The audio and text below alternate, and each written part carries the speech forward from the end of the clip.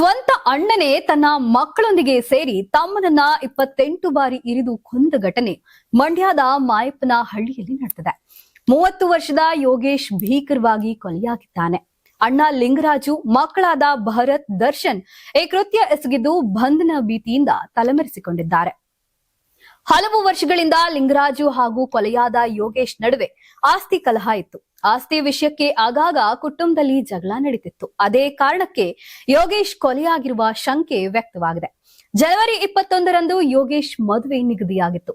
ಮದುವೆ ಪತ್ರದಲ್ಲಿ ಅಣ್ಣನ ಹೆಸರನ್ನು ಕೂಡ ಹಾಕಿಸಿದ್ದ. ಆದ್ರೆ ಇದೀಗ ಅಣ್ಣ ಮತ್ತು ಆತನ ಮಕ್ಕಳಿಂದಲೇ ಹತ್ಯೆಗೀಡಾಗಿದ್ದಾನೆ.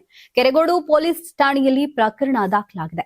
ಕೊಲೆ ವಿಷಯ ಕಾಡ್ಗಿಚ್ಚಿನಂತೆ ಊರಿನಲ್ಲಿ ಹಬ್ಬುತ್ತಿದ್ದಂತೆ ಗ್ರಾಮಸ್ಥರು ಉದ್ರಿಕ್ತಗೊಂಡಿದ್ರು. ಕೊಲೆ ಆರೋಪಿ ಅಣ್ಣ ಲಿಂಗರಾಜು ಮನೆ ಮೇಲೆ ಅಟ್ಯಾಕ್ ಮಾಡಿ ಧ್ವಂಸಗೊಳಿಸಿದ್ದಾರೆ.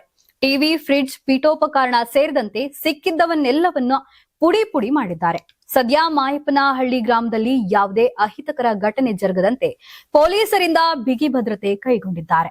ನೀವು ಸಣ್ಣ ಆಗ್ಬೇಕಲ್ವಾ? ಅದು ಒಂದು ಉತ್ತಮ ಆಹಾರದಿಂದ ಸಣ್ಣ ಆಗ್ಬೇಕಲ್ವಾ? ಪ್ರತಿದಿನ ನಮ್ಮ ಜೀನಿ ಸ್ಲಿಮ್ ನ ಯೂಸ್ ಮಾಡಿ ಯಾವುದೇ ಸೈಡ್ ಎಫೆಕ್ಟ್ ಇಲ್ದಂಗೆ ನೀವು ಸಣ್ಣ ಆಗ್ತೀರಾ.